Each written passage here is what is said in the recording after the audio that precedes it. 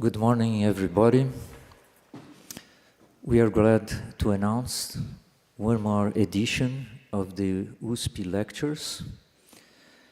Today, our invited lecturer is Jeff Schlegelmilch, and he will talk about rethinking incentives for disaster resilience, and how we can create better ways to promote disaster resilience within and beyond our organizations.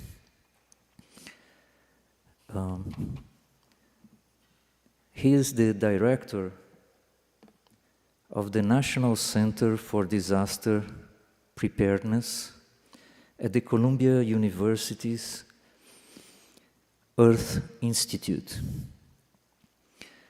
And to introduce properly Dr. Jeff, I will ask Natalia to explain his career. Thank you.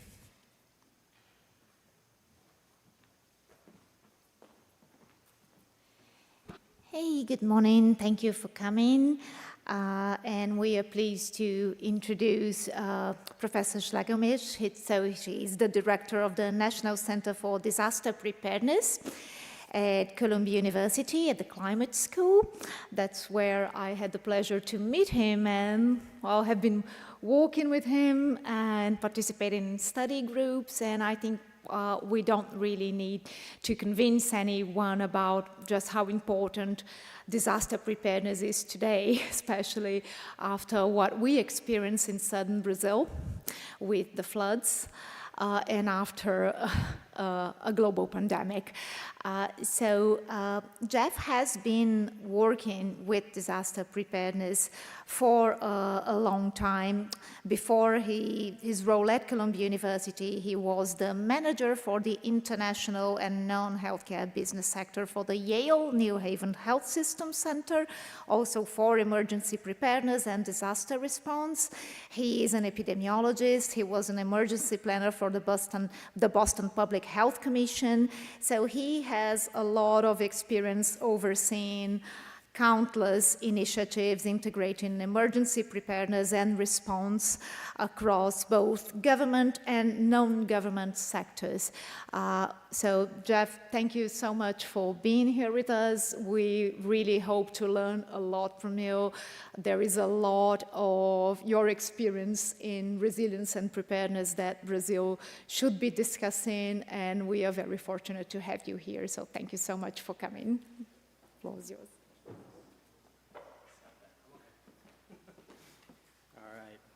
No, thank you. Let me grab my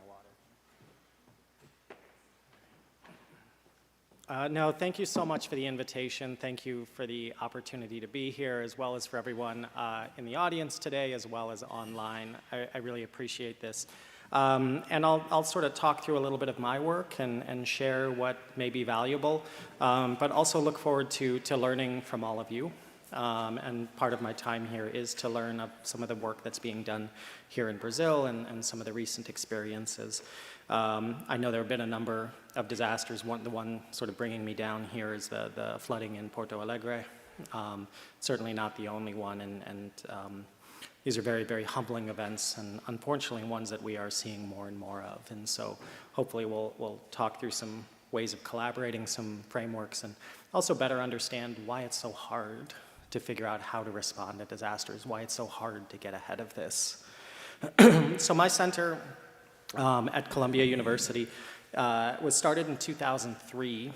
It actually originally came out of some public health funding, public health preparedness, so a lot of my background traces back to public health. And we focus on a lot of different areas, but I think I guess to put it most succinctly is that we focus on these areas of research, policy, and practice. So in some cases, we're conducting original research, but in all cases, we're looking at the research that's out there and saying, okay, how can we translate this into something that is relevant for policy, that is relevant for the issues that we're facing today in practice? And as we'll talk about a little bit later, that's a bit of a challenge. We do have some evidence for disasters, but there's also a lot of areas where we just don't know, or where the evidence is more circumstantial. We might have a place to start, but then how do we adjust along the way? You know, an early example of this with our center, this was before I was with the center, was in the US. We were very worried about bioterrorism, particularly anthrax. So the funding that led to the starting of our center came from the US government after 9/11 and the anthrax attacks. And our founder, Dr. Erwin Redlener, is also a pediatrician. And he had this question: if you had an infant, if you had a small baby who was exposed to weaponized inhalational anthrax, how would you treat it? And a lot of the pediatricians, he said, I don't know, we don't have any data. He said, okay, that's not good enough. Right? So we held a consensus conference. The consensus conference is a nice name for a cruel implementation. No, we brought a bunch of people in the room and basically said, look, here's the scenario. We don't have good data on infants being exposed to weaponized inhalational anthrax. That's a good thing, right? But we do know what types of antibiotics anthrax is typically susceptible to. We do know what kinds of antibiotics infants can tolerate in different doses. So we can come up with preliminary guidance and then adjust. We saw this in COVID-19, right? We had flu models, pandemic flu planning, we had SARS-1, we had other coronavirus models to give a starting point. And then as we learned more, made adjustments along the way. Anyway, I'm getting ahead of myself and talking about disasters and disaster science, so we'll come back to that a bit more. I think one of the things we're seeing too is that this notion of a question I get a lot is, are we really experiencing more disasters, or does it just seem like it? And the answer to both is yes. Your imagination is not fooling you. We are experiencing more disasters. And I really like this graphic. This is from UNDRR, the United Nations Disaster Risk Reduction. And this is, there's a lot of small font. I'll talk you through it. Don't worry about trying to read it. But it's the same data, only one has one more step in the math. And it is the top 10 countries or territories in terms of losses from disasters from 1998 to 2017. And the graphic on your left, stage right, house left, I did my undergrad in theater, is the total losses from disasters. $1 billion event, $1 trillion event. I'm proud to say my home country, the USA, #1 in absolute disaster losses. We're still taking home the gold in some areas. But is that the real picture? You see a lot of red, you see a lot of orange in this picture.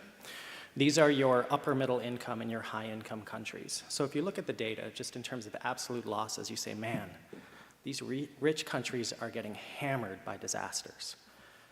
Now let's look to the other graphic, to the one on your right, my left. And you see a lot of green. The green are your lower middle income and lower income countries. The difference here is we're looking at the disaster losses as a percentage of gross domestic product. This is not the total cost of the disaster, this is the cost of the disaster relative. I always think of this as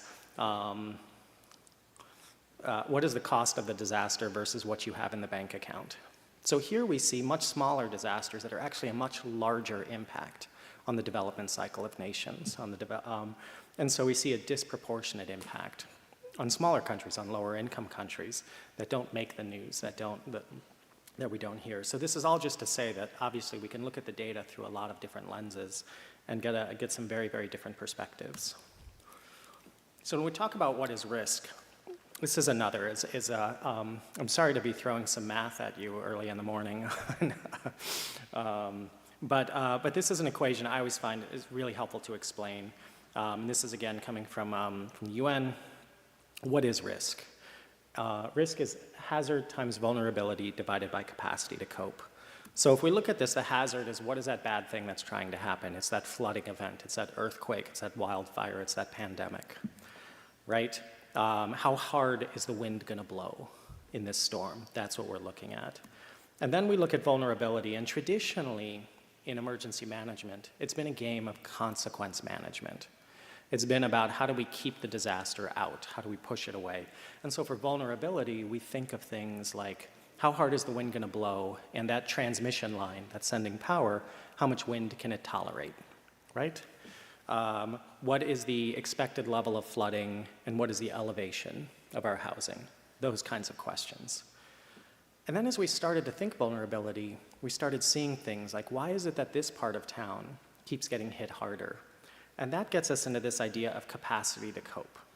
So the same disaster can have very different impacts, very different dynamics. And of course, we've seen this in COVID, we've seen this, I think, in all disasters. So the capacity to cope is the ability of an individual or the ability of an organization to access resources. If we say you need to evacuate because we're expecting floodwaters to rise, who has the ability to get in a car, who has a car, who has the ability to get in a car, who has someone they can go stay with or stay in a hotel room? You know, I'll put this differently. We were doing some work with Syrian refugees in Jordan. And I was meeting with an office of the UN, and we were getting mixed signals. It was on toxic stress in children, sort of caught up in this and working with parents and caregivers. And for the tools that we were developing, we were hearing two different stories. We were hearing, well, Syrians are very literate. They had some of the highest literacy rates in the Middle East, very, very high level of education. But then we would talk to folks in the refugee settings, and they'd say the very low level of literacy. A lot of people, you know, read and write at if we're lucky, very young, early school age level. And I said to him, I said, what's the deal? And he said, look, Jeff, you've got a master's degree, right? And I said, yeah. And he said, you're here in Jordan, you've got connections kind of around the world. And I said, yeah. And he said, how long would you be in a refugee camp before you found somewhere to go? And so it's sort of showing this, and to me that always illustrates this capacity to cope, is that you end up with this very high concentration of the most vulnerable, sort of the most dependent, because those who do have the capacity to move on leave. This becomes a big challenge in disaster recovery as well too, because you end up with really high concentrations of the most vulnerable. So when we think of this, we really have to start thinking across, I'm going to explain this, don't worry, I know you can't read it. We have to think across a lot of different angles. This isn't just looking at the built environment, although that's part of it. Response plans, that's part of it. But what are the health and social dynamics? What are the economic dynamics? So this is one of my favorite graphics. I use it in almost every presentation. It's not mine. Very little of what I show you is mine. But it was presented by a colleague a number of years ago, actually now, at a conference in Montreal. It was on urban disaster resilience. We can take away the word urban, it still works. And to me, this is disaster science. This is one of the challenges that we have, as we talk about this topic of resilience, as if it's a static point. And this really, really small font that you can't read, those are citations. So they did a literature review, and they said, okay, what is the definition of resilience? When people are looking at resilience, how are they looking at this? And then you would see things like, there are ecological components. What is the environment? What is the watershed structure? Is it seismically active? But then you look at what are the political dynamics, right? Is this an area that has access to officials, that is politically empowered or disempowered? There's the built environment. How resilient are structures built? How resilient is the infrastructure? There are anthropological and social aspects. So this is all just to say that resilience is an intersection. We rely on sort of deep exploration of these things from different sort of vantage points throughout academia, but the experience of the disaster is at the intersection of many different fields of science. And this is different than the way that science is typically conducted. And I'll talk about this a little bit more in the second half of the presentation. But it becomes really important because in science, disaster science, sometimes we're looking at new materials that are more resistant to wind, or microgrids to help power an area, right? There's areas of discovery. But more often than not, I think of it like music. In music, there's this phenomena in the harmonics, where if you play the right two notes at the right frequency, you hear a third note. And to me, in disaster science, that's the discovery. What is the context of this overlap? And it can be very different in different environments. I'm paying no attention to the time, so let me actually. At this rate, we'll be done sometime tomorrow. So okay. I'm going to give one more example that I think really sort of showcases this. I was peer reviewing a study. I'm not sure if I'm supposed to talk about what I was peer reviewing. That's right. We'll just keep it between us and the internet archive of this presentation that's publicly available. And it was about the role of faith-based organizations in disaster recovery and mental health. And there were two studies. They were done in the same place, roughly the same place, the same state, different communities. One was done after Hurricane Katrina. One was done after another event, sort of in that area, for those who know the US and Louisiana, the Gulf Coast area. And the first study found that religion had a negative influence on mental health recovery. Religious organizations were detrimental to recovery. Another found, and the study that I was reviewing, found that it was very beneficial. It was very helpful, had a very positive outcome. And so I've seen this in action. I've seen faith-based organizations around the time of the first study that were very notorious, that would say, you know, you lost your house because you weren't faithful, right? Assigning blame to someone for the cause of the disaster. And I've seen others that are saying, look, we'll help you through this, providing sort of a spiritual outlet. And I remember even in Jordan, someone saying, you know, it's taboo to talk about this, but I find comfort when I pray. And so that can be very powerful. And so here we are with something where it's very context dependent. It's very implementation dependent. And that doesn't fit as neatly into sort of the traditional methods of doing science, but becomes very important. And it's why one study can provide inspiration on what to do, but may not match the circumstances. Okay, so a couple of things. One is, in my first book, I talked about, you know, what are the challenges that we're facing? We broke it down into these 5 categories. And the idea here was that we were sort of looking at, well, okay, there are all kinds of disasters. You know, I actually watched Don't Look Up on the flight over. And like we could have asteroids coming at us, although that's a bad example because there was a human component, no spoilers, into the ultimate outcome. But what are the categories of disasters where, as we develop as a society, we are contributing both to the threat and the vulnerability? We're sharpening the knife on both sides. Biothreats are one, right? We look at pandemics, we look at bioterrorism, we look at gene editing, we look at, you know, but even without sort of lab leak theories and things like that, we just have more travel throughout the world. We have the ability to bring a bug, to incubate it, take the flight, land somebody else, and spread. And at the same time, we're underinvesting in these surveillance systems and early warning systems and the ability to rapidly produce and equitably produce countermeasures and things like that. Climate change, of course, being a very big one. Critical infrastructure failure, the more we build infrastructure that we rely on, makes our day-to-day lives easier, the more damaging it is when that goes away. Cyber threats, we actually debated, my colleague and I, my mentor, Erwin and I, on whether to include it as a separate chapter, and there's just a lot of nuances, a lot of things. And then nuclear conflict is one that I actually didn't agree should be in the book. And it was actually Erwin who turned me around on this, on how different the threat of nuclear conflict is today, how decentralized it is, how destabilizing it is, and how back during the Cold War, nuclear war was not survivable. There were too many missiles pointed. If one went, they all went. Planet was done. Don't bother planning. It's a waste of time. Nowadays, as we look at smaller regional conflict, it's actually much, much more survivable. There are very specific actions that you can take to actually, especially in heavily populated areas, to protect yourself from fallout and things like that.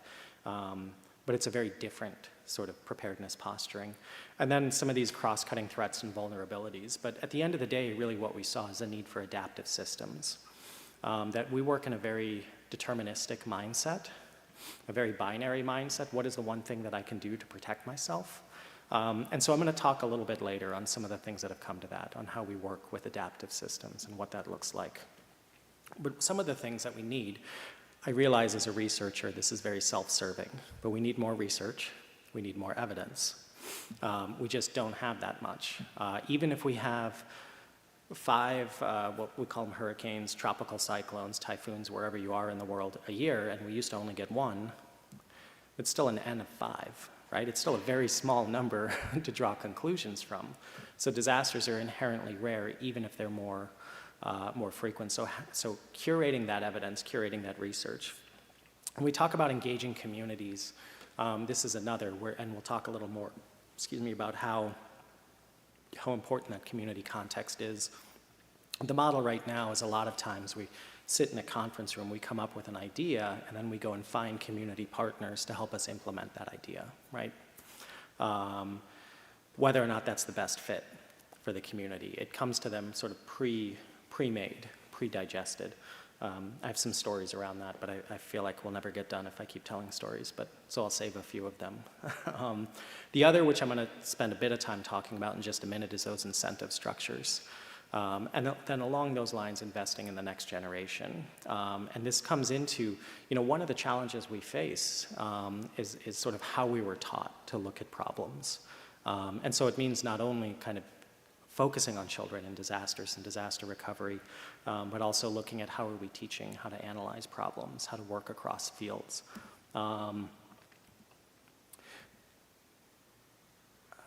Yeah, I'll go ahead. So before I get into sort of the incentive structures, I want to talk a little bit about managing uncertainty.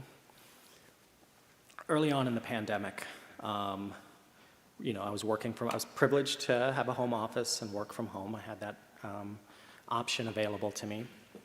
And I bought this cheap chair that, because I didn't work from home that much. And so I wasn't going to spend more than a couple of dollars on a chair. Then I was spending 8 hours plus sitting in this chair every day. And I realized this wasn't going to do it. My back was hurting. I'm getting older. Like, it just wasn't. So then I started looking online. I need a chair I can sit in all day, like the one I have at work. Do you know how much chairs cost? Like a good office chair? I couldn't believe it. But I was also in pain. And I was thinking to myself, I don't know how long this pandemic's going to last. I don't know how long we're going to be working remote. But then I realized I didn't need to know how long. I just needed to know what the boundaries of my uncertainty were. And so I looked at the epidemiological modeling and some of the models that were being put out, and then I bought a chair. I knew it was going to be, people would ask me, how long is this going to last? And I said 9 to 24 months, I just remember seeing a family member ask me how long this would last, and I said, we don't know, but in all likelihood, 9 to 24 months that's what we're looking for. And this doesn't look like it's going to go away like SARS-1. And just the look of like I had just sucked the life force out of them. And I realized that they thought they were thinking 2 to 3 weeks. But at the same time, how you plan for 2 to 3 weeks, I'd have just sucked it up and sat in the chair, right?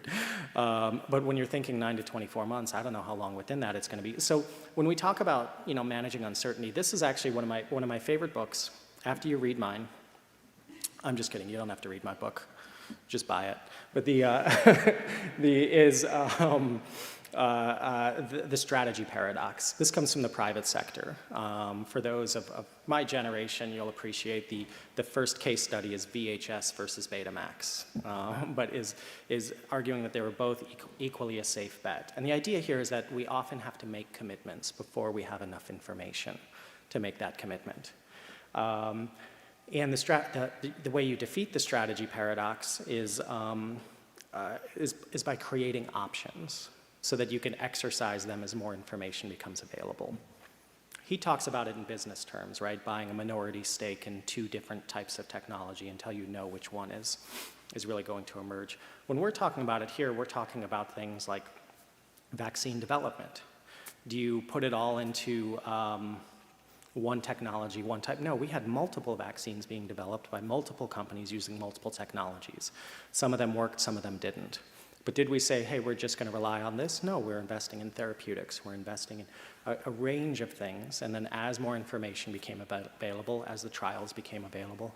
So this is already somewhat ingrained in how we respond And the idea here is that within organizations, he'll give the example of a factory, right? If you're on the factory floor and you're putting tires on cars, then you're implementing a commitment. We have this order, right? And we need to fulfill it.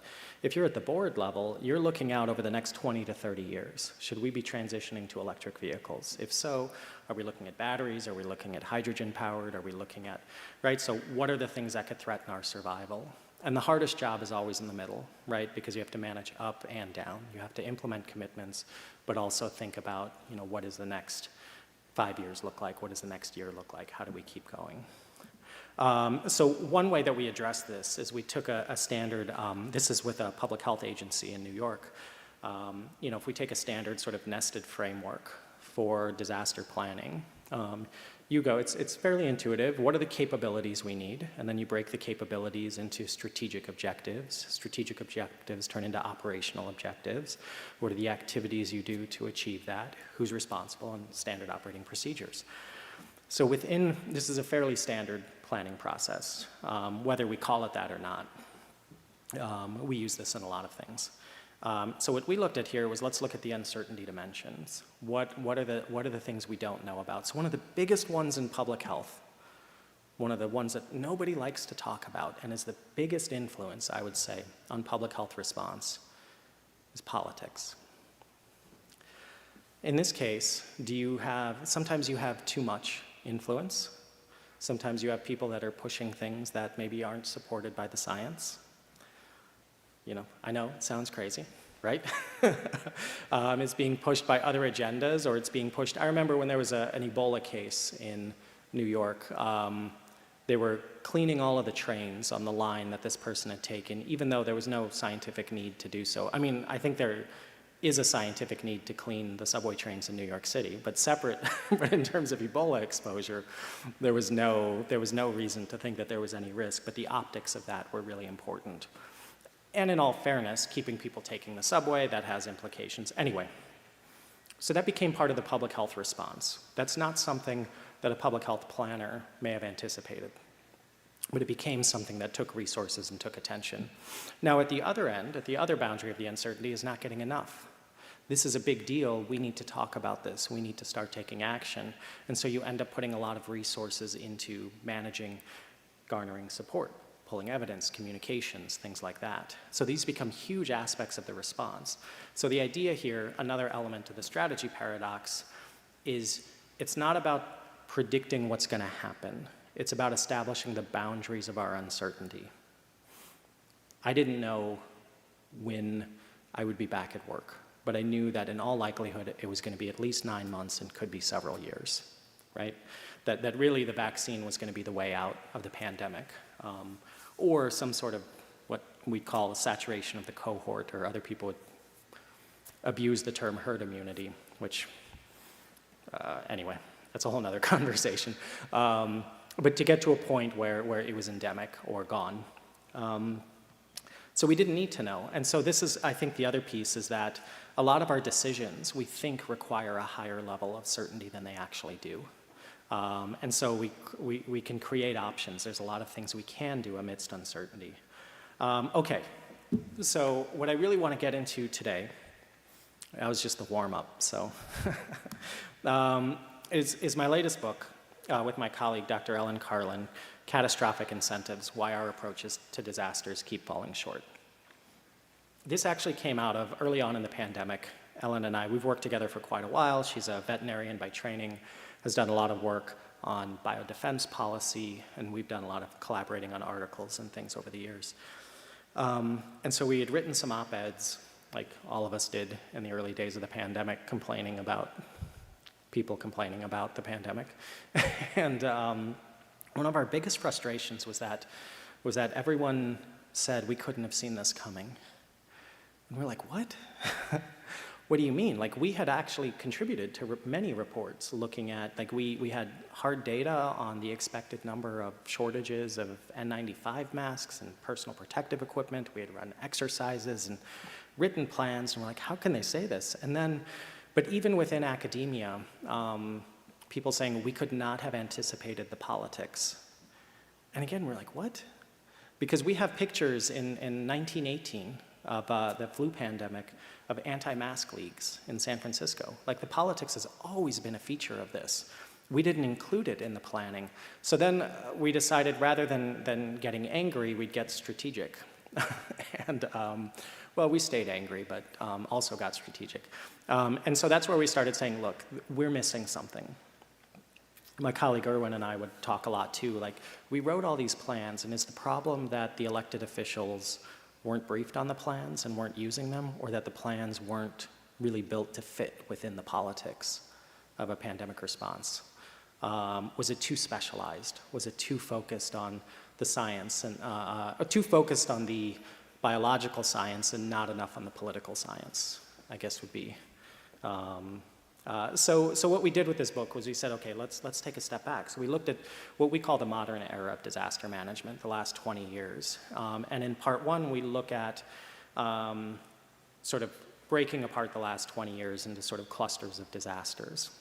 And we look at how 4 different groups responded: government, industry, academia, and nonprofits.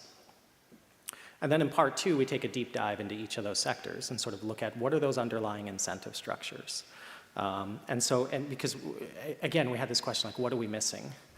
So if we look, and it is, I will say it's US, it's not US exclusive, but it is biased towards the US because that's where a lot of our collective experience comes from. So with anything, I would say that, you know, don't take this as the final word, just as a starting point for discussion, because there'll be similarities and other contexts and differences. So really, within the US, but also globally, the 9/11 attacks and the anthrax attacks really pushed a lot of funding into anti-terrorism work as well as bioterrorism preparedness. In fact, a lot of the funding I started my career on probably wouldn't have been around if it weren't for the anthrax attacks. That led to a lot of public health preparedness funding. What this meant was we saw agencies reorganize within the US, the largest reorganization of government in about a generation and a half within the United States. We saw everything was focused on terrorism. It's really, I was just sort of reflecting back on those days. It was hard to talk about anything that was not terrorism related. So when we were building planning processes at the health department, I was with the city of Boston at the time. This was early in my career, but the leadership I give a lot of credit to. They'd say, we have to do an anthrax exercise, great. Let's test communication, let's test community outreach, let's test these functions that we can use in other stuff too. But then we started to lose sight of things like pandemics, like floods, earthquakes, things like that. Also on the nonprofit space, you saw a huge influx of funding into some nonprofits, but also any that had relationships with the Islamic world. Saw a huge drop-off. There was a whole, folks may remember, concerns about money going from charities to terrorist organizations. So what a lot of donors did is they said, it's too complicated, we'll just not give to those charities. So we saw a big drop-off. We saw the private sector really ramp up with all kinds of solutions. There were a lot of like chemical and biological agent detection systems, field detection units. They didn't work, but they were for sale. And with your government funding, they were on the contract vehicle, so you could buy them. It actually got to the point where in the state of Massachusetts, they had issued a statement saying that there was a small number of approved detection kits. And they said, if you don't use that, if you use one of these other detection kits and it's a false positive and we respond, we're sending you the bill for the response. I think that effectively took care of that problem. And then within academia, within like a year or two of the 9/11 attacks, we saw dozens of Homeland Security programs pop up, degree programs. And we would laugh because what would happen is that if you had a fire science program, you would add a couple of Homeland Security courses and then reposition it as a Homeland Security degree, but it would have a lot of focus on emergency management and explosives and things like that. If you had a law enforcement class, a degree, you would add a couple of Homeland Security courses and it'd be focused on intelligence and things like that. So academia responded to sort of this influx of interest and influx of funding. And then we saw a lot of the sort of growth of the consulting sector, a lot of growth in the research centers and things like that in response to a lot of things coming. Then what happened is we realized there's other stuff in the world other than terrorism. So we see SARS-1, unfortunately that's what we have to call it. We saw Hurricane Katrina in the US, we saw the Asian tsunami, we saw the emergence of highly pathogenic avian influenza, H5N1. So we saw this swing back to a focus on natural hazards. You saw in the US huge failures of government with a lot of the trauma of moving agencies around, a need for more flexibility in emergency management. More globally, you started to see a lot of distrust in governments, so a lot more money flowing into trusted nonprofits, but also nonprofits getting kind of overextended and over-leveraged. You saw a big growth in corporate social responsibility as well too, within academia, a lot of research being done, but a lot of very specific research. So what I mean by that is you'll see a lot of ad hoc research being done, but not necessarily a growth trajectory where you could build a career around disaster research. And the next sort of chunk we start to see, what was this? The earthquake in Haiti, the Fukushima meltdown in Japan, H1N1, 2009, and Hurricane Sandy. And so again, there's an adjustment again, sort of across all different sectors, but also a little bit of this frustration, like how do we get this right? We also start to see hints, this is around, you'll notice the years, this is after the 2008 financial crisis. So we also saw another big shift. Prior to 2008, in 2001, it was let's just print as much money as we need for the problem. And then after a few years, it was like, okay, this isn't sustainable, let's dial it back a little bit. But by the financial crisis, we actually started to see funding take longer and longer to get released. It was getting more and more politicized. It was no longer as sacred to just issue print money whenever there was a disaster. And then we start to see in the latter half Hurricane Maria in Puerto Rico, Ebola, swarm of wildfires, COVID-19, it just all starts to blur. We're not seeing sort of a single theme. We're losing control over what's going on. Well, we're also seeing in the US, we have these emergency supplementals. And so I'll talk about that more in a minute, but it's basically emergency funding for disasters. So there would be a bill for Hurricane Katrina. There would be a bill for Hurricane Sandy. Then all of a sudden you need more money for this one, you need more money for that, and then sort of in this era you start to see these bills, these emergency supplementals, and they'll have funding for 8, 9, 10 disasters at a time. So we're starting to sort of, the systems we have for managing disasters start to break down. So let's talk a little bit about some of our key findings. Within the politics of disasters, we noticed that virtually every disaster we saw was preceded by some kind of warning, some kind of assessment. Now I want to be careful here because there's tons of assessments out there for disasters that don't happen or for disasters that still have not yet happened but have the probability of happening. But it's frustrating, right, when we hear folks say, well, we couldn't have seen this coming. Well, I have reports from your own agency that articulated this.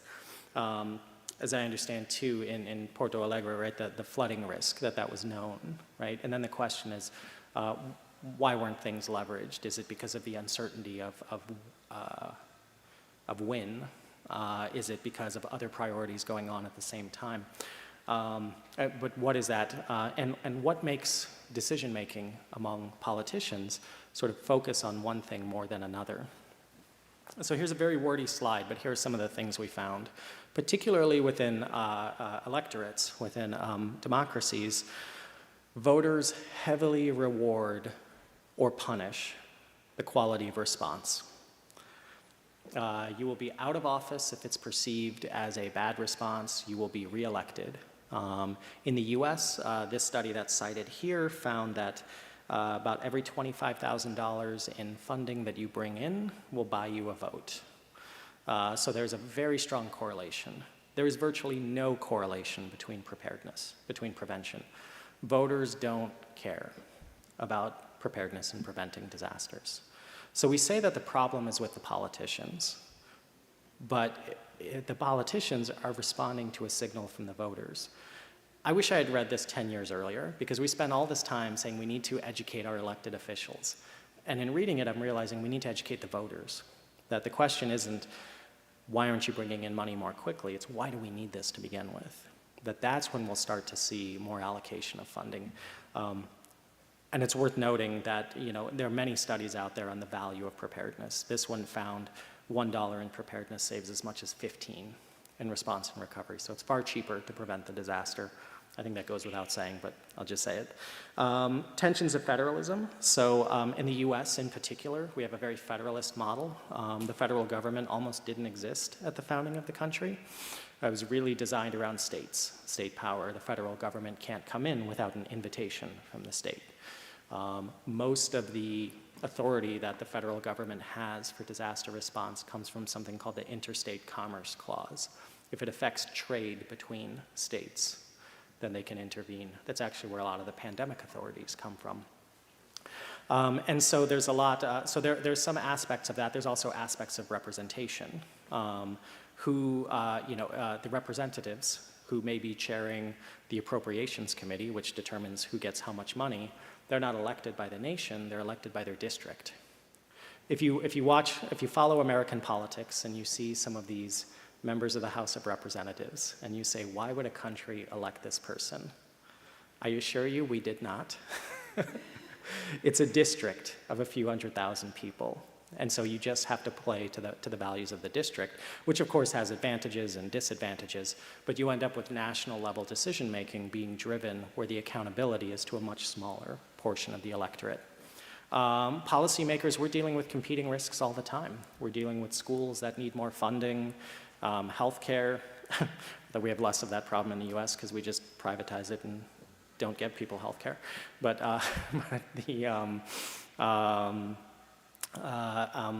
and so it becomes very difficult to take sort of immediate, we're seeing job losses in the manufacturing industry and compete that against, there's probably going to be a pandemic in the next decade. We don't know exactly when, we don't know exactly what it'll be.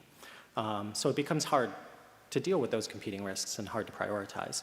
And so the other piece is that with that, governing by emergency supplemental has been the norm. We respond to the emergency, right?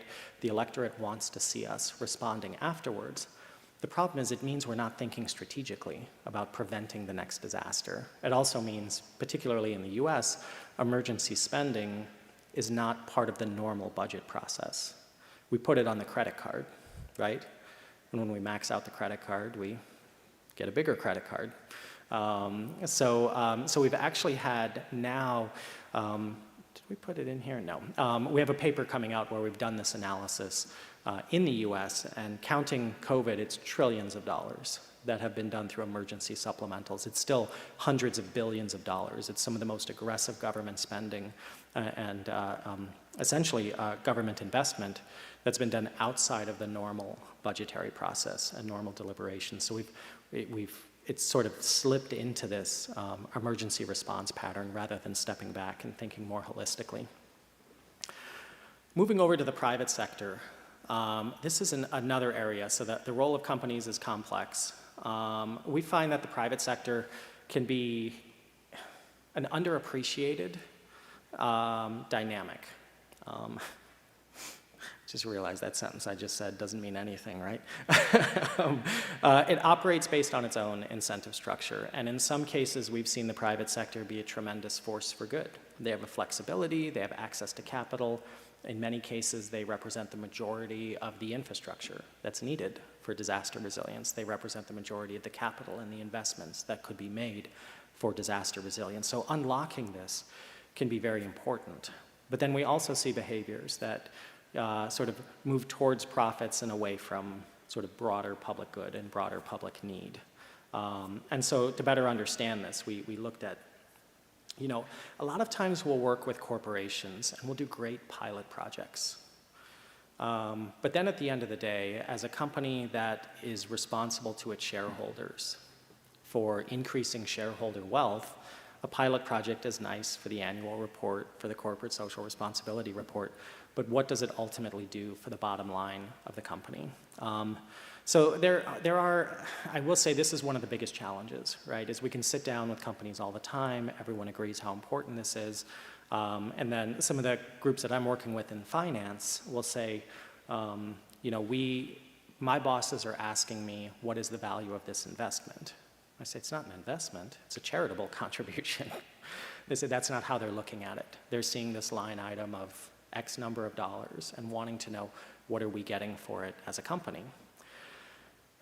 And so it's always, how do we figure this out? Like I don't think that every donation should be seen as an investment, but if this is the currency and the incentive structure that they're under, then maybe we need to do a better job of articulating what is the value of this investment, what is the savings that'll be realized in the event of a disaster. And so there are questions that are not being answered that are necessary to unlock a lot of private sector capital towards public good. The other piece being, though, that is always recognizing there's always going to be a large portion of what's needed that does not have a market, that will require government, that will require nonprofits. We have in the US this program called the Orphan Drug Program. The Orphan Drug Program is for life-saving drugs that there's just a small number of people that need. There's no market for this. There's no money to be made. And so the Centers for Disease Control, the US Department of Health and Human Services, they actually underwrite sort of keeping a stockpile of these drugs available for people who need them. It's actually, the Orphan Drug Program is how HIV/AIDS was first recognized and published on at a national level because of a very specific medicine that was used for a rare type of pneumonia. It's actually a common type of pneumonia, but it only really, a lot of people carry it, but it only makes you sick when you're immune compromised. And so anyway, it's an interesting story, but it's another example of where, you know, one of the most interesting conversations I had with a private sector company as they were looking at, and this gets to this idea of this triple bottom line, is what are things that'll help the bottom line, help the environment, help the world. And it was a multinational beverage company, and they were looking at making investments in community disaster resilience. And they had two criteria that they were looking at, three. The first was, where do they do business? The second was, of where they do business, who is the most prone to disasters? And of those, where is the ability of government to respond, that capacity to cope, at its lowest? So they were going to target their corporate social responsibility at these areas that were prone to disasters and had limited capacity to cope, and where they currently operated. So it doesn't help if you don't have that third piece. But what it did show is a recognition among this company that we're only as good as the context of the community we work within. We saw this in Hurricane Maria. The number of pharmaceutical plants were shut down. Most of them were not that heavily damaged, but nobody could get there. We saw supplies at the port, but there were no fuel for the trucks. And even if there was fuel for the trucks, there were no drivers for the trucks because they couldn't get from their homes. So the community context. So we see a lot of opportunity here. But then we also see a lot of profiteering, a lot of sort of entry into, you know, we saw this in some of the case studies, all the consultants come out of the woodwork and kind of the revolving door of government. So I don't mean to say that it is universally good, but I also don't mean to say that it's universally bad. There's some tremendous opportunities if we're realistic. And the more we can get the private sector to take on this mission, the more we can focus government, nonprofits, academia on the areas that that are never going to have a shareholder value proposition. Nonprofits. We felt like in writing this book, we were just never going to get funded again. Okay. So we look at nonprofits and we say, okay, if there's something that needs to be done and there's nobody else to do it, let's go to the nonprofits. Nonprofits, that's what they're there for, right? But then we found that nonprofits have an incentive structure that is not all that different than corporations. Instead of a board of directors or instead of shareholders, you have donors. And you're actually really restricted by what your donors are looking to have done with their money. We've seen a lot of high-profile failures of nonprofits. We've seen a lot of high-profile sort of successes.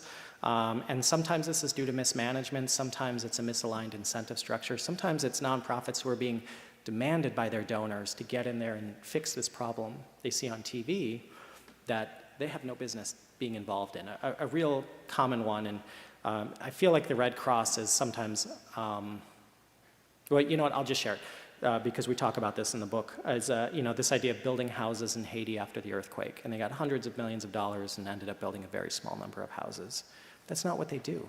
Why would they do this?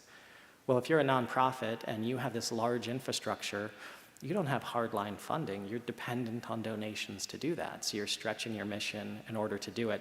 A colleague of mine who did a lot of work in Haiti says, of a lot of the criticism, he says, none of the criticism is wrong, but it also leaves out the endemic corruption. It leaves out how difficult it is to do business. He says, most of that money stayed in Haiti. It just didn't go to building houses. And it's another sort of romanticization that we do a lot. Demonization and romanticization of groups that are an oversimplification. Okay, so some of the things that we really see is that with this reliance on donors, donors tend to be very emotional. They're very, very emotionally driven, and similar to the electorate, very focused on response. We've talked with many, many large there was one we were working with that they'd built up a preparedness branch, and the only funding they ever got was actually a subcontract from us, from a donor. It's just they could not get donors to invest in preparedness, no matter how much they gave the math. And so it became, right now, pick a nonprofit. They have a site, we call it a dark site, ready to go, where they will enter in the disaster, they will enter in the amount of impact, and they will put in the click here to donate. And it'll be up within minutes of kind of the next call for disasters. And so these processes are sort of built to optimize kind of the harvesting of resources. And this is amplified by media coverage. We do see that media attention has a dramatic impact, but media attention also wanes very, very quickly after a disaster. And oftentimes there's this big disconnect between donors and the communities of need. I was in Turkey last fall after the earthquake, and everybody loved donating these containers. So these, because it was very tangible, these containers, imagine a shipping container made of like plywood, and then you live in that instead of a tent. It's a great thing, donated by the government of X. You can stand by it, it's very photogenic. You don't have to worry about it being misused by the government or other groups. But then we're looking at these like highly concentrated camps, and there's no long-term housing recovery. People are going to be in these for a generation. This is not a long-term solution, right? But it's a very safe place to sort of show a contribution within nonprofit communities. So again, it's sort of, there's this myth of nonprofits sort of always being there for the needs of the community. The other piece that I would mention is that as the reputation of a nonprofit, people donate to nonprofits because they trust them. And it's an easy thing. I'm going to give you the money. You're going to go and do good stuff with it. And I can go on with my day and feel good about myself. And that's not being sarcastic. That's a very real, very okay thing. So it's your reputation. So this is also another thing where we see with large nonprofits is that if their brand is their reputation, they're going to be a lot less willing to do things. If the community says we need medical care in this shelter, and that's not part of the nonprofit's playbook, they get really resistant to it. They said, this is a liability here. What if something goes wrong and it affects the brand and that affects our ability to get donations? So there's a lot of sort of similarities in terms of this incentive structure. And again, we're not saying this among any of these communities to be critical. We're saying this because we think that in order to build better systems, we need to understand not what the mission statement is, but what is the incentive structure that actually drives the behavior? What is the business model? I say this because in this next one, I'm going to offend everyone here. No, but I probably won't. I'll probably strike a chord if that's why it's, okay. Disaster academia. So I mentioned before, disaster science doesn't fit neatly within academic structures. We're still figuring this out. You know, science was built over centuries with this reductionist approach, right? We take biological beings and we break it down into the chemicals, and we take those chemical reactions, we break it down into physics, then into molecules and atoms and atomic particles and whatever the hell those are made up of. And no, I'm just kidding, subatomic part. But right, it's reductionist. We reduce things down, and it's also deterministic. If we could just figure out the entire formula, all the variables, then all we need to do, then we can build the formula, and then we can fix things. And actually, our mutual colleague, Stuart, is interviewed in the book, and he says it best. I'm going to paraphrase, hopefully do it justice, is that, we're taught from a very young age when we're taught science. It's true or false. It's A, B, C, or D, right? You get partial credit for showing your work, but there's always a right and a wrong answer. When in practice, when in life, is science ever that clear? When is it ever? In health and epidemiology, I always like the LD50, the lethal dose 50. If you, at this dosage, 50% of people exposed to it will die. Which 50%? I have no idea, right? So that's sort of like, even when we have, my environmental science professor talked about how we have, I'm going down a path to give a very American analogy, but we have precise measures for imprecise measurements. The analogy he gave, I realize, in American football, it's 10 yards, right? And if you're not sure, they bring out this chain that is exactly 10 yards long, and they'll tell you within inches if the ball is, if it's a first down or not, if it can stay in play or if you have to hand it over. And he says that it's a very precise instrument, but where the referee spots the ball can vary by several yards. So we have precise instruments for imprecise measures. And so much of the work, too, is also based on furthering the science. Well, if we think back to that graphic I showed earlier, that mind map, if you're a sociologist and you're studying sociology of disasters, and you are publishing an article with an engineer and an ecologist and a biologist, that's all well and good, but what journal are you going to go to? And when you go before your tenure committee, that's going to be discounted, right? And also applied science. So disaster is all about the application, finding those harmonics.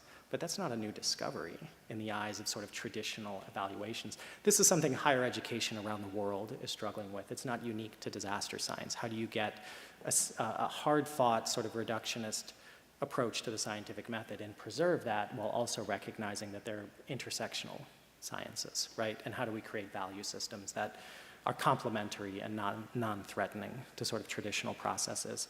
And the other is the measure of success. If I do a training that 100,000 people take, I would argue that that's an impact, assuming they use it, assuming they carry it forward. But the consumers of a lot of our publications aren't necessarily other researchers, right, who are then going to cite the work, who are then going to increase impact factors and things like that.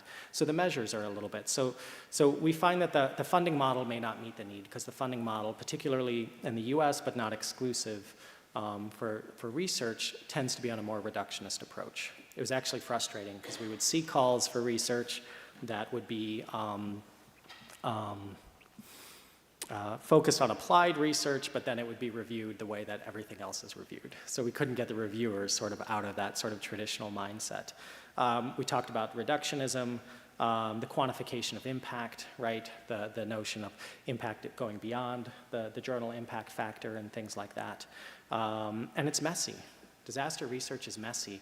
And I'm gonna go out on a limb here and I'm gonna upset a lot of people who probably aren't watching this. We don't really know what disaster science is, and this isn't to take anything away. There's a lot of great areas of inquiry, but it's a mosaic, I know great researchers who are based at schools of public health who do great public health disaster research. I know people at schools of engineering and computer science who are building applications, looking at new methods of sensors on mesh networks and all kinds of things. And it's all helpful, but it's all a mosaic.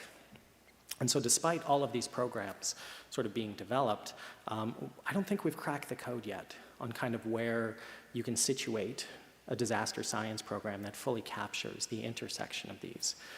So what we're doing is we're sort of illuminating pixels on the screen as we do the research sort of in these different fields. But that's okay because the field of disaster science is very, very young.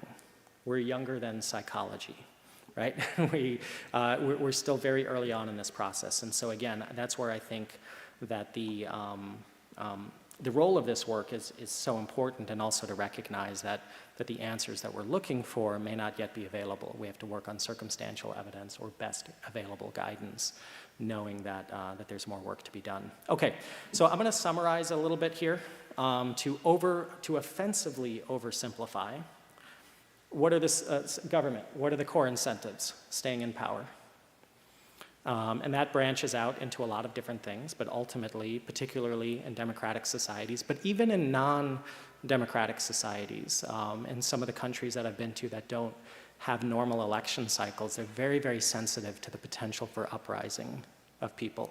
I'm not talking about dictatorships and heavy-handed, I'm talking about more sort of collective kind of socialist type states. So keeping people happy and hopeful, but on their terms, not on science's terms. Right, so there's this very emotional appeal, this very sort of contemporary, what do I need at the moment, not what are you telling me I should worry about down the road. The private sector, shareholders, keeping shareholders happy. People give them money to build the business. And I always say this too, like it's easy to say companies should just make less money. If you have your money in a retirement account, are you willing to retire 10 years later than you're planning to for those companies to take less of a profit in order to do that? So all of these, so this return on investment, but there's also a reputational piece that I think we're making some ground on. Nonprofits, keeping donors happy. Again, very emotional. Strong brands instill trust. And within academia, there is this notion the scientific tradition is sacred. It's been hard fought over for centuries to separate science from politics. Research is like barbecue. It's done when it's done. This is a tension we have even within my own center, right, is we have some consultancies that are very much like, we need this by this date. and that's very different than some of the consensus-driven cultures within hardline funding, within faculty departments and things like that. It's all, and I will say too, our program being within the climate school, I think is very similar, right? Climate is a very similar sort of intersectional, and so we're all trying to figure this out. Yeah, I have a few, so some of the things we come down with, here are some of the things, I don't want to belabor, and I know we're a ways into this, but you know, reimagining sort of, this all comes down to sort of like, we need to do one of two things, right?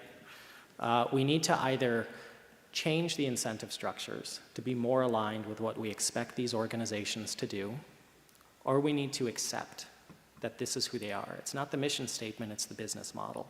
And we need to better integrate that into our plans for disaster management. And it's probably going to be a little bit of both, to be perfectly honest. And where those investments will make the most. We didn't talk much about it, but investing in diversity and equity is talked a lot about here as a competitive advantage, as a representative advantage. Yeah. So I think I had a few examples, but I'm going to skip them. They're fairly US-centric, but I'll end on just a couple of final thoughts. The first is that, look, we're all still figuring this out. I stand up here and I speak with confidence, and I don't want that to come across as me thinking that I haven't figured out where other people don't. In fact, I tell my team very openly, one day you're going to realize I have no idea what the hell I'm talking about. But until then, I'm going to take advantage of this relationship. The type of science, though, is fundamentally different than the ones we're used to. It's not the only one. There are a lot of areas, and I'm sure within your academic fields you're experiencing this as well, too. But it's an intersection of many fields. I will say, too, for the most part, people are trying to do the right thing. Right? And I'll say this too, I work with amazing folks in government agencies that are working really hard that might be restricted by the rules of the agency or by the political appointee that is calling the priorities. So I want to differentiate between structural issues and people who are trying to do the best that they can within those frameworks. And I find that more often than not, people are trying to do the right thing, but they're working within misaligned incentives, and that good intentions aren't enough, and that's what we're seeing, is that we do need to look at those incentives.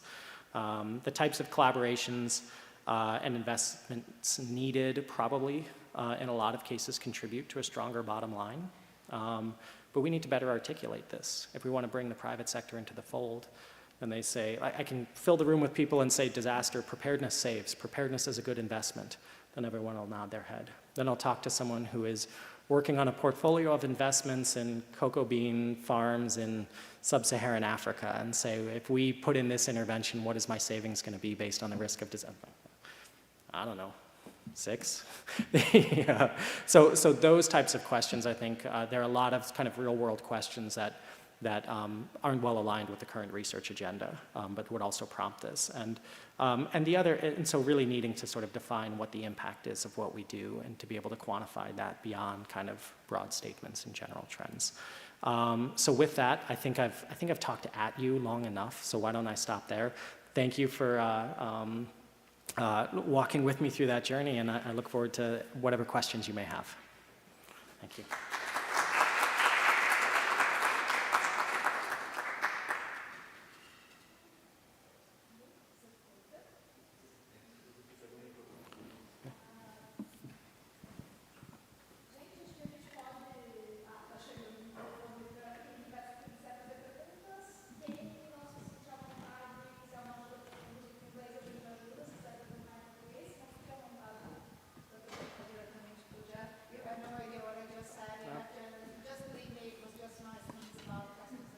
Just follow it based on context.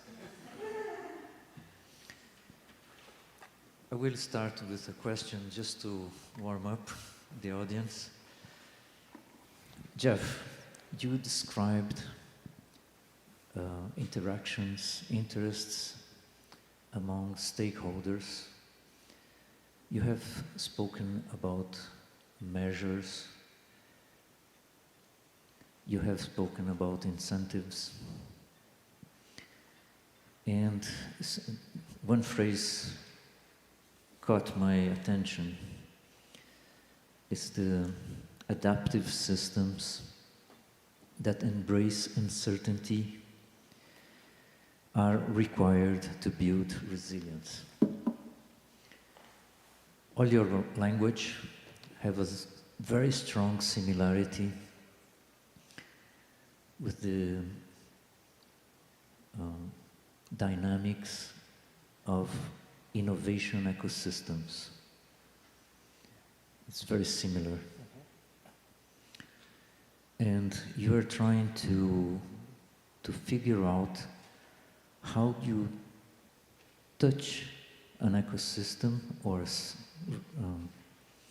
a system for building resilience. Where we need to touch first, what are the priorities, and so on. Your language says that you have a model behind your mind, okay? Can you explain what models are you using? And you are saying that incentives is very key to the solution. This is what you are saying. And can you explain to the audience a little bit the models and the incentives that you are already envisioning? Yeah, no, I appreciate that. Yeah, there is sort of model may be a strong word, but a fuzzy picture of sort of how things come together. So I think with some of the, I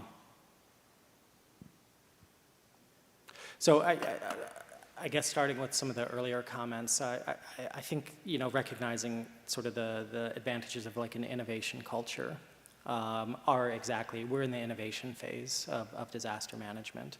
And I think one of the exciting things is being able to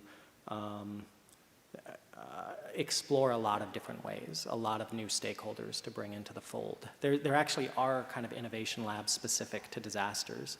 IBM has their code and response, their kind of competition on looking at people who are developing technologies in disaster situations. And in a lot of these cases, these are emergent actors. This isn't a laboratory that's coming out of a university or a government sponsored. It's somebody who couldn't get in touch with a loved one in Puerto Rico after Hurricane Maria, or who was at a shelter and couldn't take a shower after the evacuation of the tsunami in Fukushima. And so are looking at ways of how do we crowdsource? How do we use drones to help identify and send messages? How do we create, showers using reclaimed water to be more efficient so people can be cleaned up? And so what I like about those examples is that they're emergent from within the community. It's not a top-down, what do I think you need? It's people saying, this is an unmet need. This is an issue, and here's a solution that we're taking some creative energy to pull together. Then the question is, how do you bring that to scale? Because unfortunately, where we're at in our disaster exposure, we need innovation, but we also need things brought to scale. In terms of some of the, I'll talk about that for a minute, then I'll go to the incentive structures. And so that becomes a real challenge as well, too, is that we actually need things sort of go to market. I had a colleague in computer science, and I think he inadvertently captured the research industry dynamic perfectly when we were talking about, it had to do with some sensors we were looking at developing in a disaster situation, and he said, I only have to do it once to prove that it's possible. It's up to industry to figure out how to make it work reliably and consistently and cheaply, which is not untrue. The incentive structure that he was speaking under was to ultimately publish and show that this is possible, this is a discovery, this is a novel application that can then be used, and then it was up to industry and their incentive structure to figure out how to make it marketable, how to actually take this to scale, how could you take the use case that we talked about and create a value proposition where people would buy it and actually implement it. And so when we look at our discoveries in disaster science, we also have to look at who do we want to use this and what is their incentive for actually using this.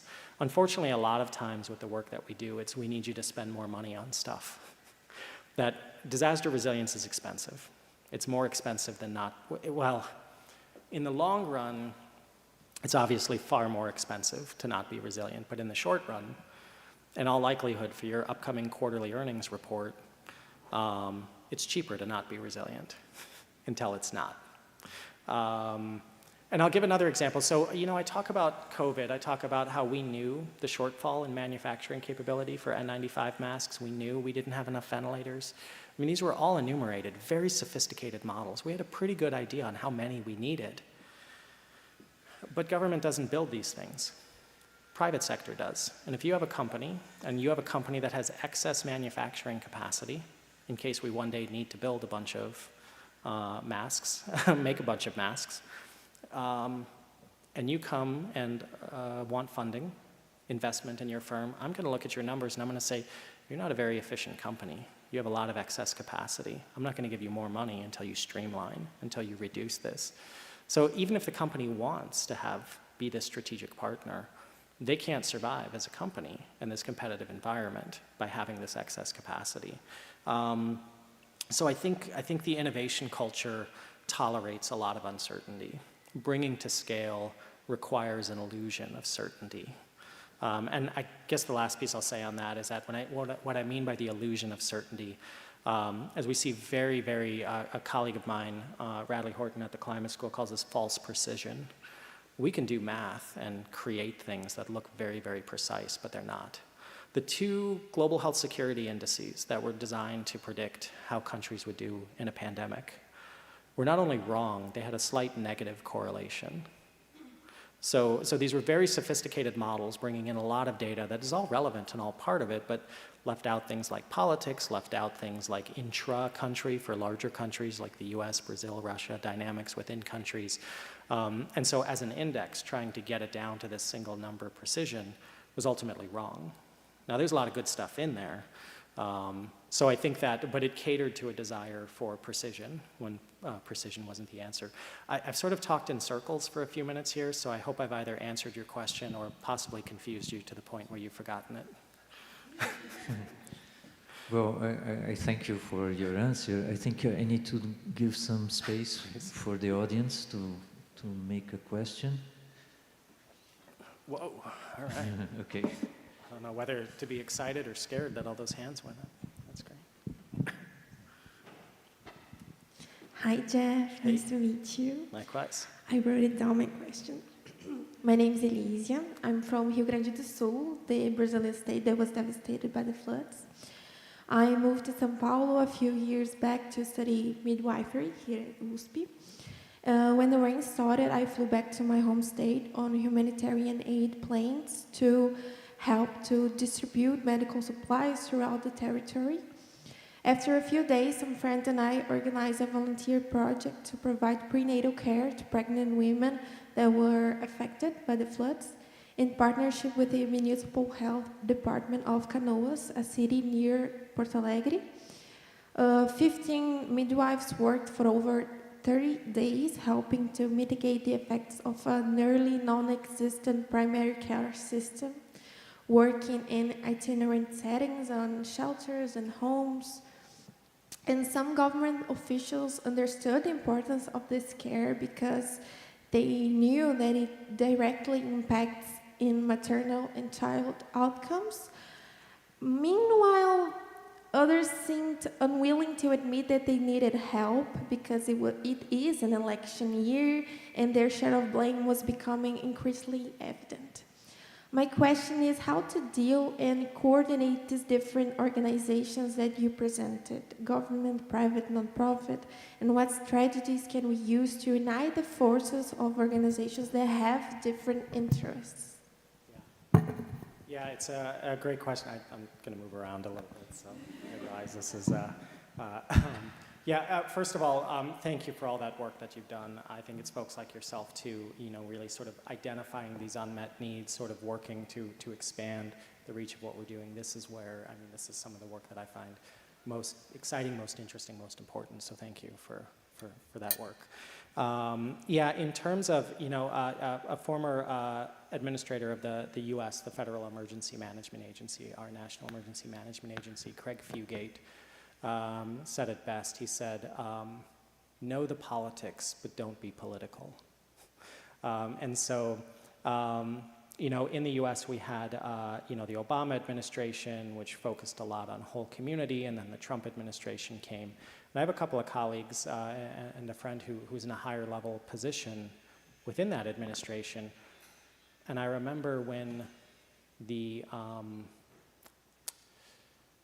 strategic plan came out and everyone said to me, it doesn't say climate change. Can you write an op-ed? Can you write an opinion piece pointing that out? And I said, no, because it did say climate change. It just didn't use those words. I could tell that they were saying things like, we're seeing an increase in natural hazards requiring a rethinking. Like they knew they were trying to work within the politics to do this. The other piece too is that within the Trump administration, and I'm not gonna, I don't want anything I say to sound like an endorsement of policies or a non-endorsement, depending on sort of feelings on this. But I remember talking with some folks in disaster management on this exact point. Like if we're talking about equity in disasters, this is probably not an administration that's going to be receptive to it. But if we want to engage the private sector and the faith-based community, that's a big part of the electorate here. So those were the types of things we would see coming out and that we would put forward. And I've talked with a few folks in the National Security Council who are involved with this, and it was kind of the same thing. It's like we had an opening here to focus on private sector engagement. So I think I don't have a clean answer. I don't have an answer that's as good as it should be. I think that at the end of the day, trying to understand what are those pressure points. And if it's an election year, it's what are the pressure points on their reelection. And how do you frame, one of the things I have my students do in one of the courses I teach is they have to come up with a resilience initiative, and then they have to develop a value proposition for 3 different sectors within the community. It's the same initiative. It could be maternal and child health, it could be flood mitigation. They have to sell it, and they get to choose, but it's usually some combination of the local government, maybe the state or national government, maybe it's homeowners, maybe it's the business community. And the idea here is that each paper, a third of it is the same, which makes them really uncomfortable. I have to tell them it's okay. But then 2/3 of it, what are they highlighting in terms of the benefit? This actually gets back into one of the fields that one of the courses I had in my MBA. It's funny, like you go through your academic career and it's the courses you least think will be influential that end up being the most important, and it's my marketing course, is what are the benefits sought of the audience that you're selling to what are the benefits that they're looking for, and to frame it within the context of that. So it doesn't fix sort of the larger issue of they should be worried about this, they should be looking at this more holistically, but it gives you sort of some tactical maneuvering in the short run while we try and figure out the bigger issues. So thank you for that.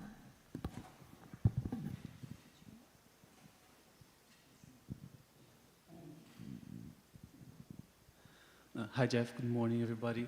My name is Vinicius, and I am a doctoral student at School of Public Health, but I am an engineering at origin, aerospace engineer, and it's interesting to see that some of the challenges in this area to which I'm moving towards, which is disaster resilience, I used to face it as well in the aerospace industry. I don't want to mention a certain aircraft manufacturer which is cutting safety funds to maximize profit, but it's something that we cope with. Sorry, excuse me. Merely non-intentional. Yeah. But I see that it's really interesting to find that it's a very interdisciplinary field. I also had to do something with management studies, and I'd like to ask you, how do you manage different stakeholders, especially when you have some expectations on return of investment? As you mentioned, it is more profitable to invest in disaster recovery than in prevention. And how do you communicate to enhance some governance structure, which is a field of my interest? I'm coming to work with water governance in inner São Paulo state. How do you communicate this when people are more interested in, as you mentioned, gain more votes, or to showcase that they are environmentally friendly, when it's better to do something which is more showcases their actions than to do something that is not easy to see from the naked eyes, but as you mentioned, in the long run, it's less costly to prevent than to respond to. Yeah. No, these are great questions, and I should mention too. I didn't talk about this as much here, but a lot of what we talk about, Dr. Carlin and I, in our book on humans' perception of risk, comes from some after actions from the US Aerospace Agency and some of the high-profile disasters and safety issues, and how we sort of tune out things that don't fit the mental models. And so I appreciate the perspective as well too, and we borrow a lot from the aerospace industry in terms of another great book, The Checklist Manifesto, if you haven't heard, from Atul Gawande. It comes actually from the medical field, but the first example it gives is from aircraft being too big to handle and things. So I think a lot of great tools, but which sort of gets to part of your question. One of it is that, I had a colleague who works at the RAND Corporation, and I don't know the corporation as a whole, so I'm not trying to endorse or not, but one thing that I noticed about their teams is they would always bring together interdisciplinary teams. You'd have a political scientist, a military logistics expert, an engineer, right? And so they would all bring different tools to the problem. I'm testing out all the microphones here. It's part of my agreement to come to do some IT check. So I think that there's a lot of solutions across different fields that we lose sight of when we're in very concentrated fields. I think the other piece you mentioned is, I'm going to not answer the question in three ways. The first is, so yeah, how do you sort of leverage, can we reformulate, can we reposition the value proposition to be more in line with the value that people are looking for? Sort of. I think this is an area in academia where we have more work to do to create outputs. We have research questions driven by what we think of for a foundation application, but they're not necessarily coming from communities. And that could be a small community in a rural area. It could be a community of industry that we want to affect change with.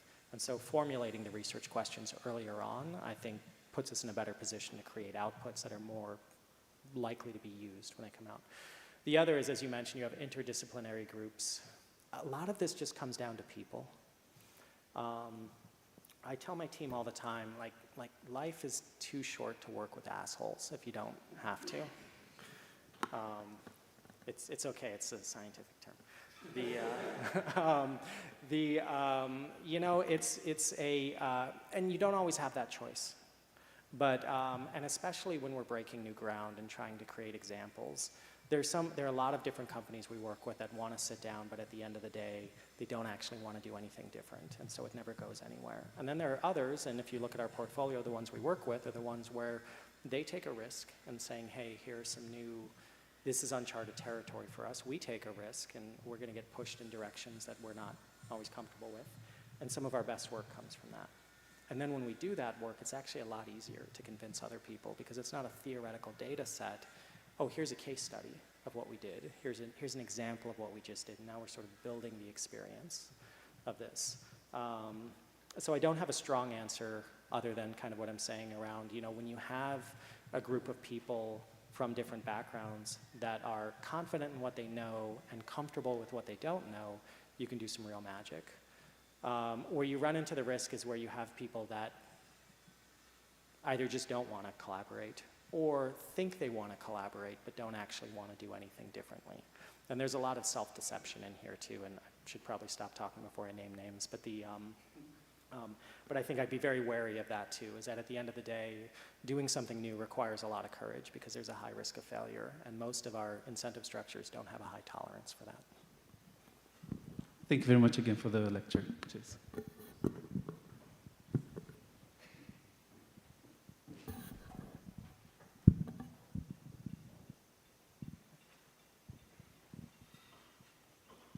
Hi. Sometimes we need to face a choice between two possible outcomes that may result in different disasters. Like the nuclear power plant situation where we can have a carbon-free form of energy, but it's dangerous in itself. So is there a way to evaluate which path should we take when we face two different forms of disasters that may happen when we have a choice? I ran out of microphones. I'll cycle through them. This is a really great question. And I think it comes down to sort of this larger issue where the science is only one part of the puzzle. I'm going to see if I have time. Yes. So science can tell us a lot about the consequences of our actions, but it can't necessarily provide a value to what that means societally and what risks we're willing to take. So I always think back to New York City banned large sodas, and it ultimately got overturned. And I don't know how I feel about that. Because I'm the kind of person where I'm extraordinarily lazy. Like, I will open a can of soda because in my mind that is less work than getting a glass out and going over and putting water in it. And so by denying me the ability to buy a 64-ounce soda is measurably beneficial to my health. But isn't it my God-given right as a red-blooded American to consume whatever it is I want to consume? This has very real implications, actually. So a good analysis of behavioral science in the lead up to the COVID pandemic also looks at this, right? Societies that are more individualistic are going to be less likely to give up individual freedoms for greater good, whereas more community-centric. So there's a lot in behavioral science to help inform this.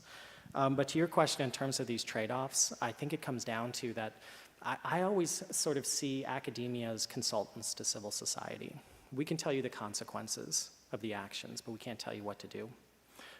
You have to decide which risk do you want. Do you want to deal with the mess of fossil fuels and maybe carbon capture and things like that, or do you want to deal with the risk of emissions-free energy but then deal with nuclear waste and the potential of meltdowns? It's our job to make sure the whole picture is there, to make sure that you understand the full cascading implications of risk.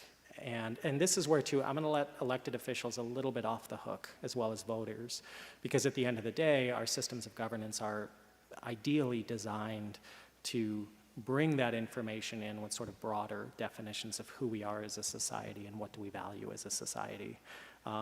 So it's, I would always say too, my favorite job was always being in an advisory role, because I just give you the information. It's your problem what you do with it, right? But I think that's really the greater responsibility we have, is to give a complete and pure picture. And certainly there's a blurred line between science and advocacy these days, which can be helpful, it can be dangerous. But I think at the end of the day, the best thing that we can do is really provide the trade-offs of all these different approaches, so that as informed of a decision that can be made, can be made. Bit of a cop-out of an answer, but that's what I got.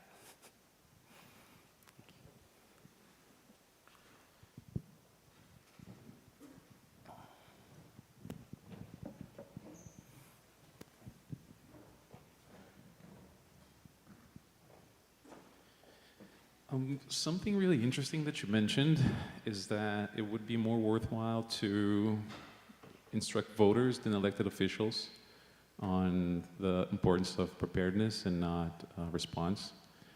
And I mean, we've been focused a long time in trying to work with elected officials, but that rung a bell. And it makes complete sense to maybe rethink some of the things that we're doing in that sense. But it is, I guess, quite a challenge to make preparedness salient. I mean, how do you make that perceived by the public? And how do you make that, I mean, I'm gonna cut a tangent here, but something that we've been doing recently as well is talking to physicians. We have partnerships with physicians that are involved with immunology mostly, just talking about vaccines, about how it would be important for them to take behavioral sciences more seriously. They think it's all informational. They're not really concerned on incentives, as we've been talking about. But we have a very hard time discussing with physicians how to be more prepared and how to take the science, even though they're all trained scientists, but how to take the science more seriously. How could we coordinate this effort with the elected officials of taking it more seriously, but as well on how to also get them, I wouldn't know if it's how to get them to communicate better to the public on how it works, on how preparedness works and what's being done on that front, and also how to make the public recognize this as something that should count for votes in the ultimate stance. No, great question. I think I'm gonna, I had a few, is this still on? Can I just say to you, I'm so impressed with myself that I'm not falling off. Yes, that's right, yeah. That's a quote from The Simpsons. Oh, this is the worst day of my life. Worst day of your life so far. Okay. I want to give a quick example of some slides that I skipped over. I think you bring up a really important point, which is, and I'm going to answer it a few different ways. But sometimes you have to force feed someone to eat their vegetables. And I try to avoid that because I think it's a go-to tactic a lot. Being at Columbia, it's a very advocacy-centric environment, and advocacy has a very important role. But if wielded too aggressively, you also push people away who you need to figure out solutions with. And so it's always this fine line. We've actually seen lawsuits filed for lack of planning for vulnerable populations in cities in the US. And the emergency managers hate it. They hate it because it's forcing them to switch what they're doing, to focus on something else. But at the same time, what they were focusing on was a mandate given by elected officials, by legislators and elected appointed officials on what should be prioritized as a nation. And this is coming from interest groups within the community whose needs are not being met.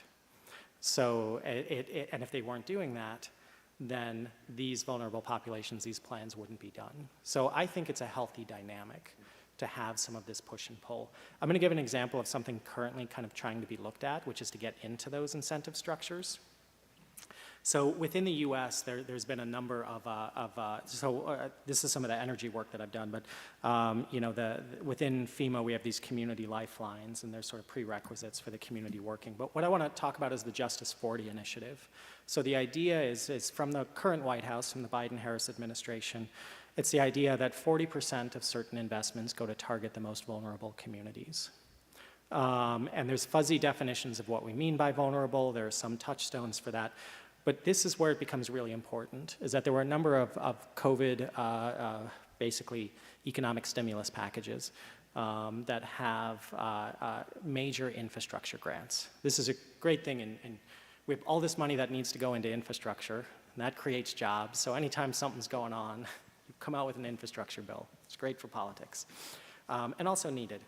A major component of the grant, and this is the first time that we've ever seen this, 20% of the score is the community benefits plan. The last grant I worked on, it was 15 pages for the technical proposal, 20 pages for the community benefits plan. They weren't messing around with this. They did a lot of sort of interesting things politically.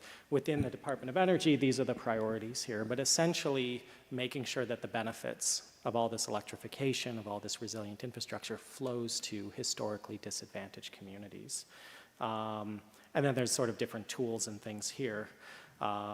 So what am I, so the reason why I kind of wanted to highlight that was a way of sort of forcing, you want this, you know, as $16 billion going into grid modernization and grid resilience, you have to have not only a community benefits plan, but it has to be a real one. And so I did a lot of consulting for energy companies. So this was, I think, gets to a couple of the other points too. I'm in a room full of engineers. And they're like, how's the community benefits plan going? And it's like, it is a foreign language to talk about the community benefit. Let me put it this way. They understood the community benefits plan as much as I understood the technical engineering plan. So I'm not trying to hate on the engineers. They had an understanding of their piece. And so we had to, basically, I would say, what is the benefit? Less outages, things like that. Then we talk about what is the impact of outages on communities who are the most likely disadvantaged. So this is another example of where all of this money, they all of a sudden made it a much bigger piece. And it's very, very competitive. And they even said this in some of the announcements. This is going to come down to the community benefits plan. That being said, in practice, I'm not so sure. Because what happens is that you have panels of reviewers who are from an engineering background, who are not from a social sciences background, which is who you really need to evaluate the, so I talked with some folks there and they were looking to build panels for evaluating the community benefits plan. So it took a field that had limited attention to community benefits and all of a sudden bumped it up to really world class, very edge of social science, like very latest that we knew, and kind of expected these businesses to suddenly have fluency in it. And I'm cautiously optimistic, but this all comes back down to part of it is trying to collaboratively come up with a solution with different sectors. Part of it is reframing what we're doing to be more salient to the incentive structures. But sometimes the incentives are just wrong. They're just hurting us, and you just have to force feed it through lawsuits, through regulatory changes, through funding requirements. And I never lead with that because that's always the first answer because it's very binary. It's a very simple answer, and it's actually a very damaging one. We can't use it for everything, but sometimes that is the only way to do this.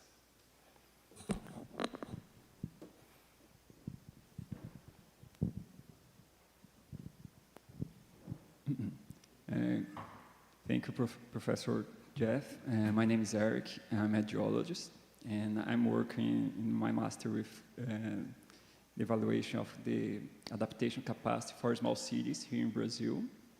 And they are more than 3,500 cities here. And the main problem of the cities is they are not the main objective of climate adaptation programs and so on.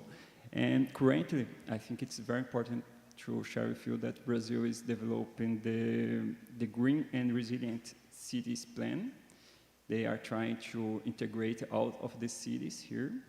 And I would ask you if you could give us some tips of essential things to include to these plans, to integrate these cities in a good way.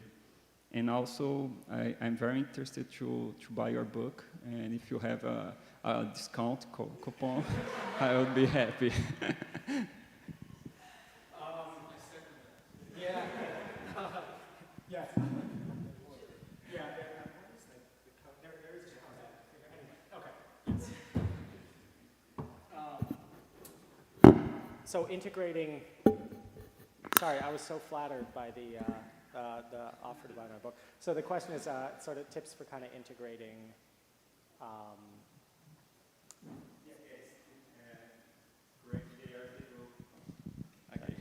Sorry, I tried to break the ice because I'm a little nervous. They are developing this plan for all the country, all the cities, and how would be interested to integrate these needs for small cities to this plan. Yeah. Yeah.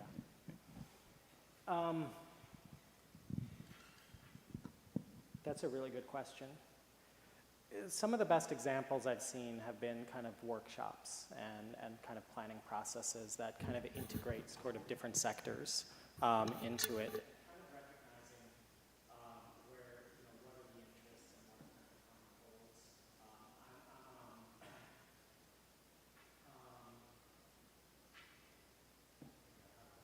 So I have a colleague who does a lot of work with communities in electrification. This one, oh, I pushed the button. There we go. Sorry, folks online.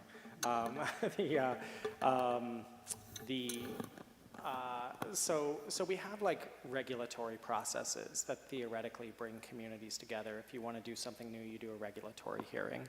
But who really has the capacity to engage in that, right?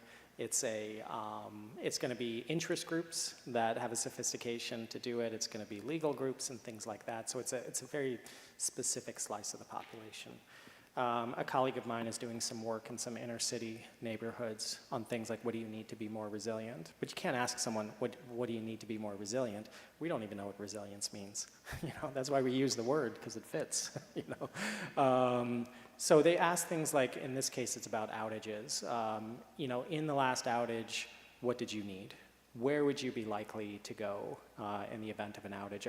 Another colleague at my center who just joined specializes in mobile phone games.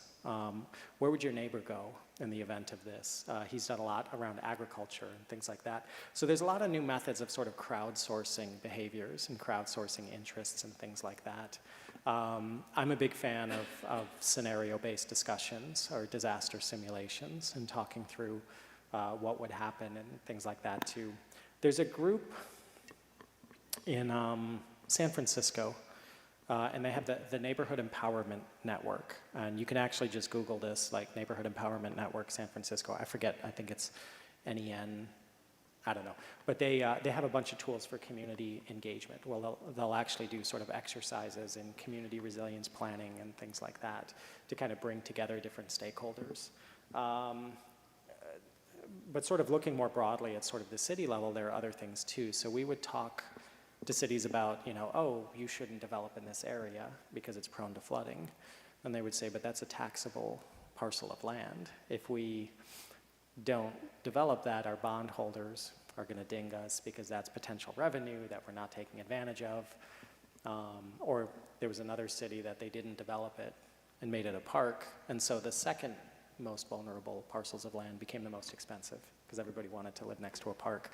So, so I guess I'm just spiraling a little bit here, but I think sort of finding ways to bring in multiple stakeholders. And usually the best way to get them to talk about a problem is to make it tangible, like a scenario that they're looking at. Something that is a little less technical. They can get in more technical. And we'll do a lot of work too with breakout groups with these workshops where we'll bring everyone together and then we'll break them into fields of specialty and things like that to really sort of figure this out. And part of it is figuring out what are the aspirations. Part of it is figuring out what are the incentives that they're dealing with. And that can vary by community as well too. I don't know if any of this is remotely helpful, but it's the best I got. There is, I know the author code on Columbia University Press. It's AUTH. Yeah, there's another one that I'm supposed to give, and I don't remember what it is. If at Columbia University Press, it's AUTH. Use it sparingly.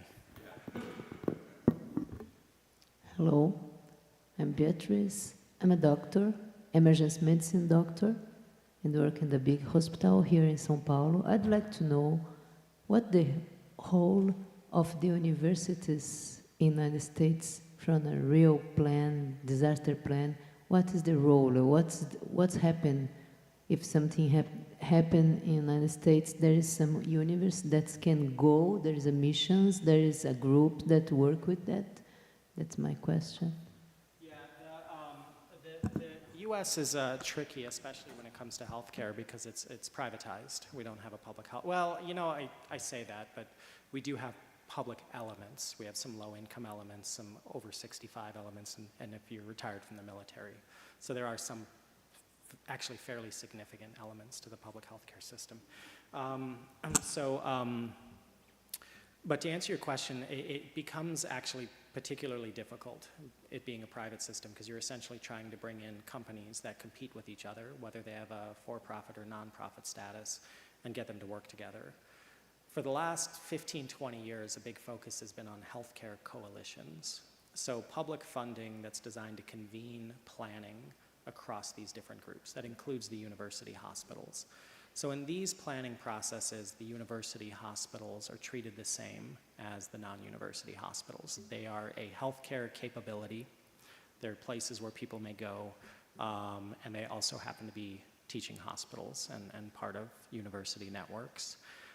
So structurally, the funding is usually from the health department, and then they convene the coalition of the area of interest and kind of build plans. So they work together.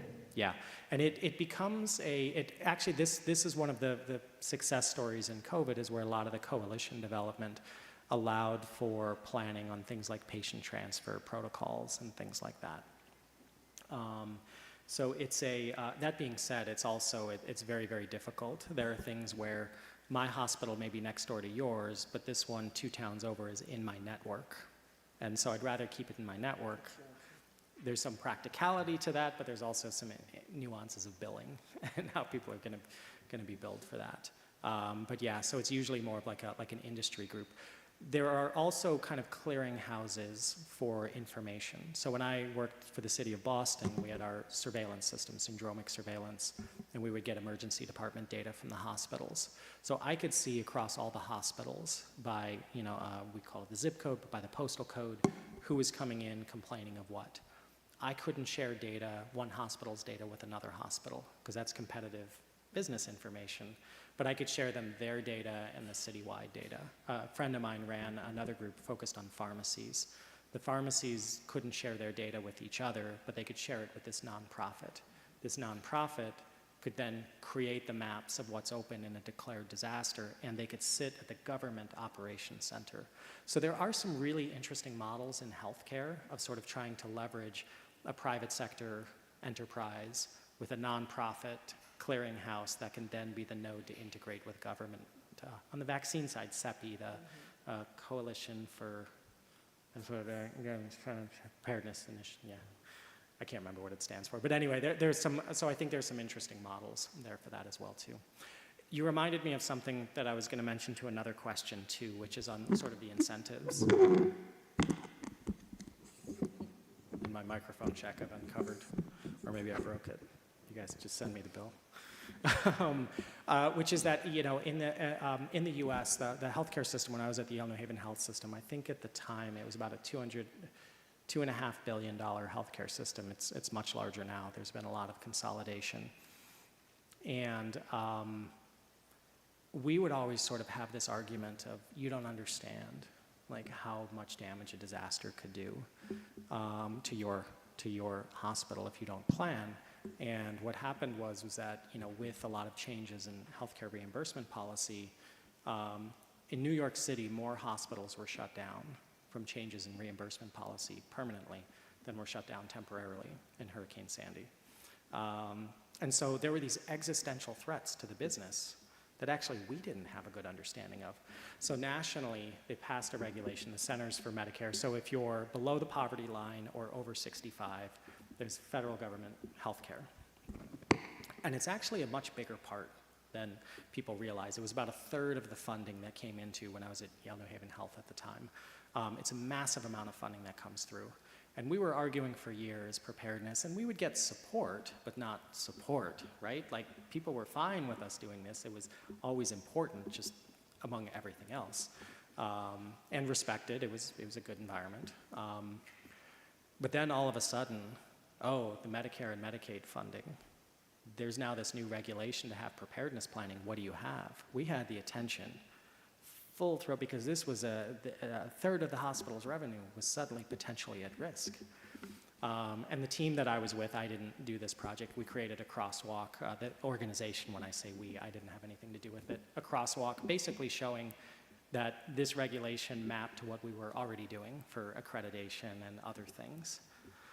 And I kind of wonder maybe we should have actually held off and let them panic a little more because we had that attention there, but sort of calmed things down. But I always think of that because we were always like saying, oh, you need to listen to us. And we actually needed to listen on sort of what those key, and that threat to the revenue stream made this top priority for the time that it was. And I think opened some doors for conversation and for ways of looking at things too.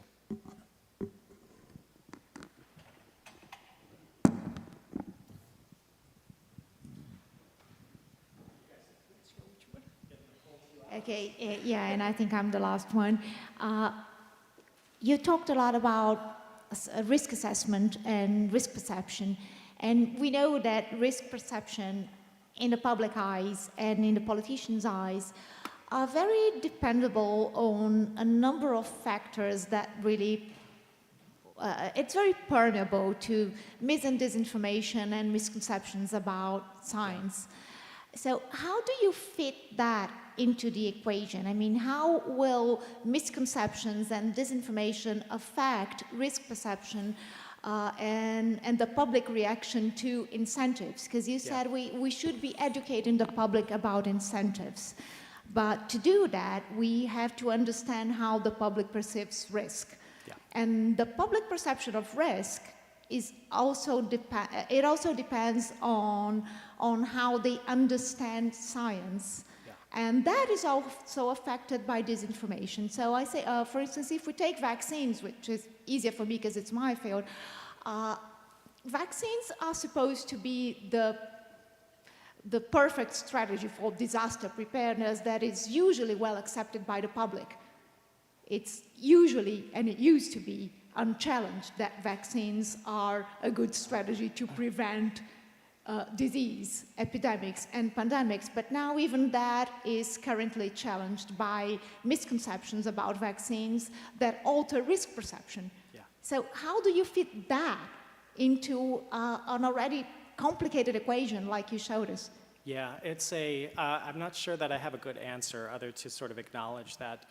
I think you hinted at this, the behavioral science is really important. I think having a good behavioral scientist and a good lawyer are always two important friends to have. Because I think because you're absolutely right, that science is one piece of the equation, but if it's used or not. I was reading this book on intelligence, and that in order for intelligence to be effective, you have to collect it, you have to analyze it, you have to write it up, you have to give it to somebody, they have to read it, and then they have to change what they do based on that information.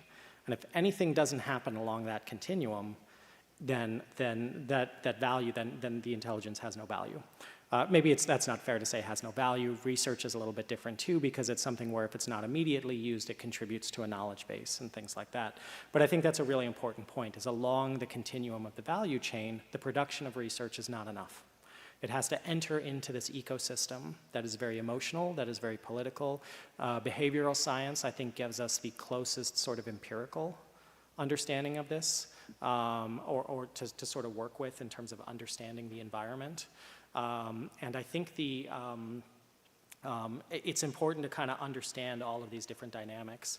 And I think I think back to, I saw a presentation years ago from someone with one of the ambulance services in Israel, and was talking about responding to the suicide bombings and things like that. And he said, don't try and manage the chaos. Manage within the chaos. Focus on the patient. And I think this is another important thing, is that the ability to describe is not the same as the ability to control. We need to understand the dynamics that we're in, and kind of steer people. I guess I'll actually land on one other quote that I use a lot. It's not really a quote, it's my vague recollection of what somebody said in a meeting years ago. But a colleague of mine, Joe Traynor, is at the University of Delaware. We were talking about risk behavior. And in disaster management, what we do is we sort of take a look at the science, we take a look at best practices, and we come up with a plan. And then we come up with a communications plan to get people to do with what we think they should do. Hurricane Katrina is a great example. We said, everybody evacuate, leave your pets behind. Well, none of that planning took into account what a sacred thing that was, that for many people, this is a member of their family. They're not leaving them behind, like that was never. So, and what he says is that that's actually the wrong way of doing things. What we need to do is we need to understand people are going to respond across a range of behaviors. We need to look at what those behaviors are and which ones would be the most beneficial. We need to steer people towards the more beneficial behaviors and write our plans based on that. And so along these lines, I think it is, the role of science never has as big of a role in civil society as it should. It does have a role, but it also needs to fit within this ecosystem of emotions of policy. And unfortunately, we're in an era now which I don't think is unprecedented, but is probably unprecedented at the scale in our lifetimes of the weaponization of information, the weaponization of science. We're seeing misinformation. For the first time, I saw an alert from the Department of Homeland Security about foreign intelligence affiliated groups providing misinformation in a disaster recovery context. So there's a whole nother world I haven't talked about here that is part of this dynamic. And so going back to that EMT from the ambulance service, we have to find ways to manage within the chaos and not to sort of shoulder the responsibility of managing all of the chaos. Wow, that's sadly depressing. Sorry, I should have ended on a more uplifting note. Thank you. Well, thank you so much, Jeff, for 2 wonderful hours and a lot of information. And well, let's give him another round of applause. Thank you. Thank you all. Thank you.